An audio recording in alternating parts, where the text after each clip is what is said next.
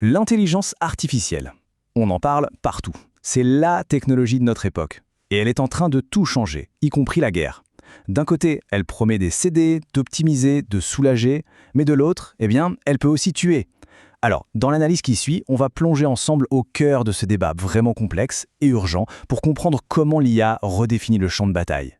Bon, allons droit au but. Quand on pense à l'IA et à la guerre, l'image qui vient quasi immédiatement à l'esprit, c'est celle de robots tueurs, tout droit sortis d'un film de science-fiction. Mais est-ce que la réalité est vraiment si simple ? En fait, pas vraiment.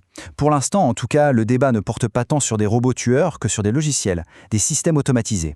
Et ces systèmes, ils remplissent des fonctions critiques, comme l'identification de cibles, mais à une vitesse qu'aucun être humain ne peut espérer égaler. Première partie, l'IA entre sur le champ de bataille. Et attention, ce n'est pas un problème pour le futur, non, c'est une réalité d'aujourd'hui. L'IA peut déjà identifier des cibles, traiter des masses de données hyper complexes et, surtout, accélérer le rythme de la guerre. Il faut savoir que la pleine autonomie des systèmes d'armes, en soi, ça existe depuis 30 ou 40 ans. Mais ce qui change tout aujourd'hui, c'est la puissance de l'IA moderne, qui démultiplie complètement les capacités de ces systèmes. Alors, pourquoi les armées se tournent vers cette technologie ? C'est assez simple. L'IA offre un avantage absolument décisif. Là où un soldat humain est sujet au stress, à la peur, à la fatigue, l'IA, elle, analyse froidement des données, sans émotion. Et le point clé, c'est qu'elle opère à la vitesse de la machine, une vitesse bien au-delà des capacités humaines.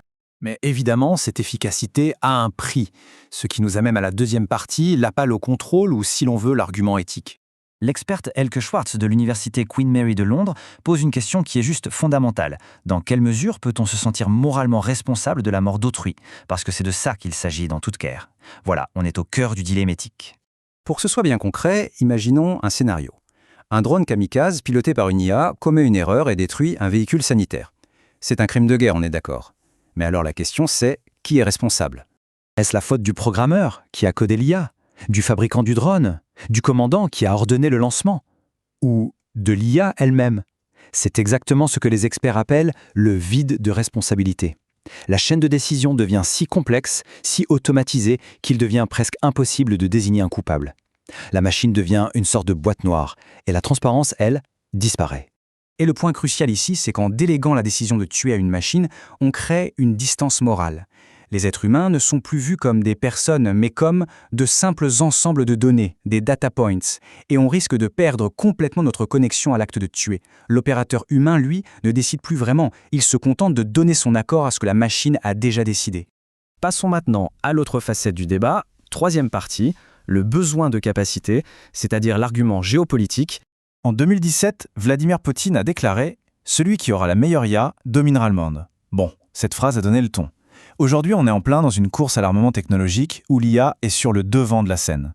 Pour beaucoup de pays, la développer, ce n'est plus un choix, c'est une pure nécessité stratégique.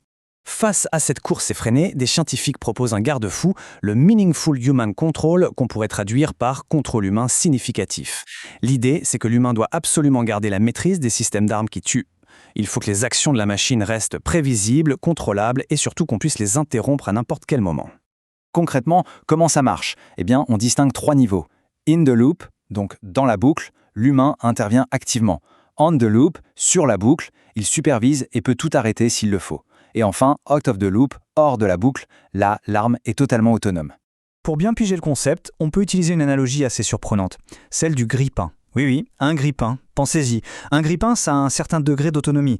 On lui fixe l'objectif, une tartine bien dorée, et il utilise ses capteurs pour gérer le processus tout seul. C'est un peu le même principe pour les systèmes d'armes. Sauf que là, bien sûr, les enjeux, ce sont des questions de vie ou de mort. Quatrième partie, est-on face à un dilemme insoluble ? Et c'est là qu'on touche au cœur du problème. D'un côté, on a l'argument pour le contrôle. L'humain doit rester l'autorité finale sur le plan éthique, moral et juridique. De l'autre, on a l'argument pour la capacité. Pour être efficace, les systèmes doivent être plus rapides que l'humain. Ces deux logiques s'opposent frontalement. Et ça illustre parfaitement le paradoxe central. On conçoit des systèmes dont la raison d'être, c'est justement d'exclure l'humain pour aller plus vite, pour ensuite essayer de réintégrer cet humain pour garder le contrôle. C'est un véritable casse-tête. Pour beaucoup d'experts, ce dilemme est tout simplement insoluble. Mais concrètement, c'est quoi le risque ? Prenons un chiffre. Les développeurs de drones de reconnaissance visent un taux d'erreur inférieur à 5% pour leur intelligence artificielle. 5%, ça peut paraître très peu. mais ça veut dire qu'une décision sur 20 pourrait être fausse. Et dans une situation de guerre, ça se traduit par une erreur sur une décision de vie ou de mort. Même si l'IA est plus rapide pour des tâches simples, elle commet en fait plus d'erreurs qu'un opérateur humain expérimenté quand les situations deviennent complexes. Le contrôle humain reste donc indispensable. 5e et dernière partie, le futur de la guerre. Il faut bien comprendre que cette technologie n'est pas une vision lointaine et futuriste, elle est déjà là, sur le terrain. Les systèmes de défense anti-aérienne Patriot, les drones kamikazes en Ukraine ou encore les logiciels de ciblage par IA comme Gospel et Lavender utilisés à Gaza. L'IA est déjà en train de façonner les conflits d'aujourd'hui. Pour conclure, cette citation du politologue Frank Sauer résume parfaitement le risque. Le véritable danger, c'est qu'on ne veut plus reconnaître que les conflits se situent entre nous, entre les humains, et qu'on doit les régler entre nous.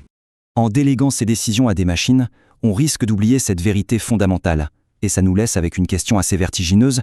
Si l'IA rend la guerre plus efficace, alors quel est le prix à payer pour notre propre humanité ?